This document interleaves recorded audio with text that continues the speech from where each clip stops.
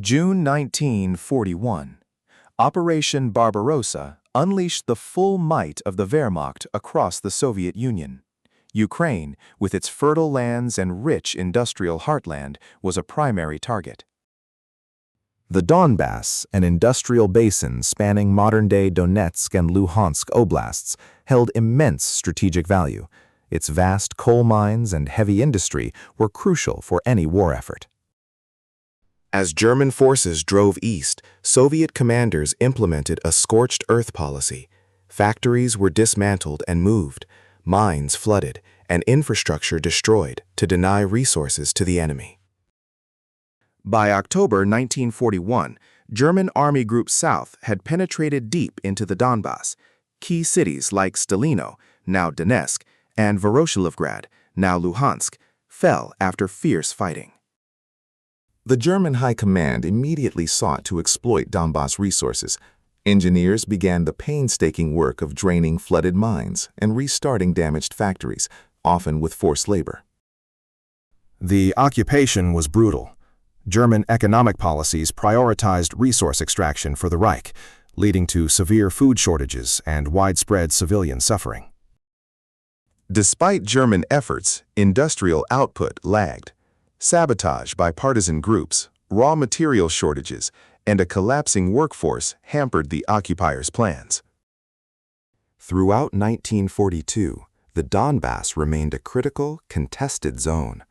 Battles raged around its periphery, notably in the Second Battle of Kharkov, highlighting the region's strategic importance.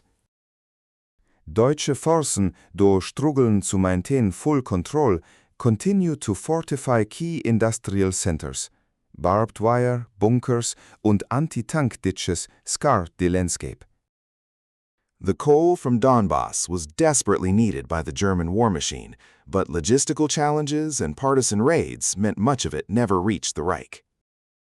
Winter 1942 brought a turning point. The Red Army's victory at Stalingrad shifted the strategic initiative, threatening German lines across the entire Eastern Front. As German forces retreated from the Caucasus, their grip on the Donbas began to weaken. The industrial region became a key objective for the advancing Red Army. Throughout early 1943, fierce battles erupted across the Donbas.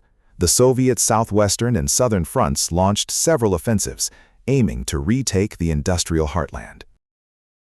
German counterattacks, like those led by Manstein's Panzer Corps in February and March, temporarily halted some Soviet advances, stabilizing the front for a time.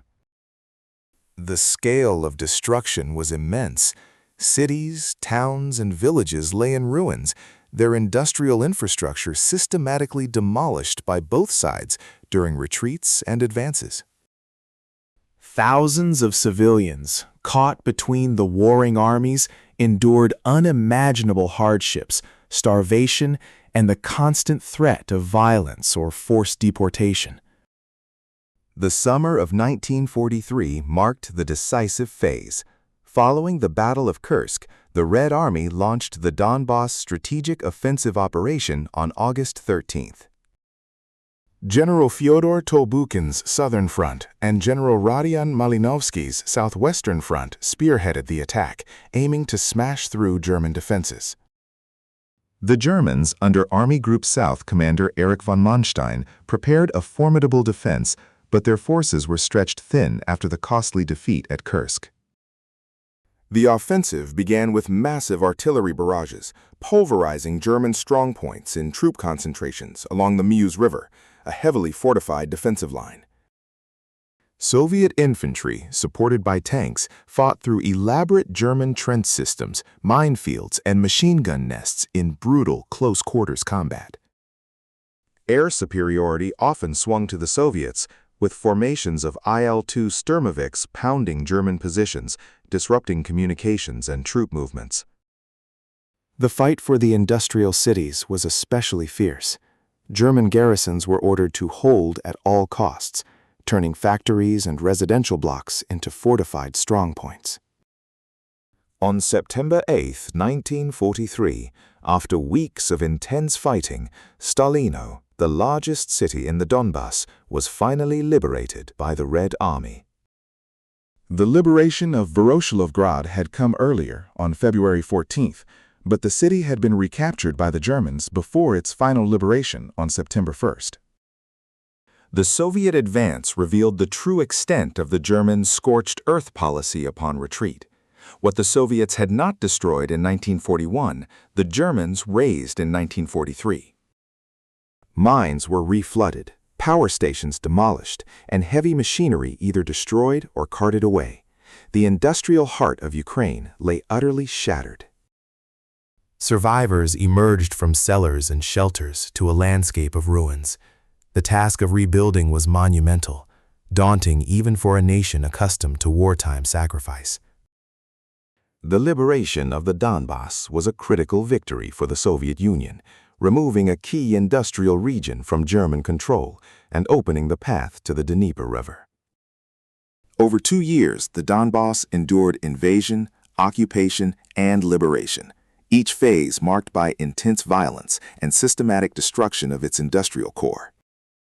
The region's coal, steel, and machinery had been objects of desire and destruction for both the Soviet Union and Nazi Germany, changing hands in a bloody struggle for resources.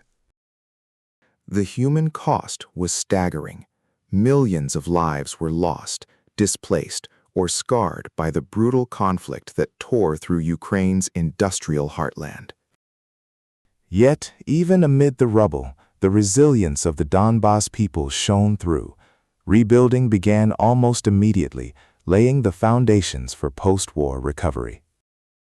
The legacy of this brutal struggle remains etched into the Donbas landscape and its people, a history of strategic importance, exploitation, and profound sacrifice.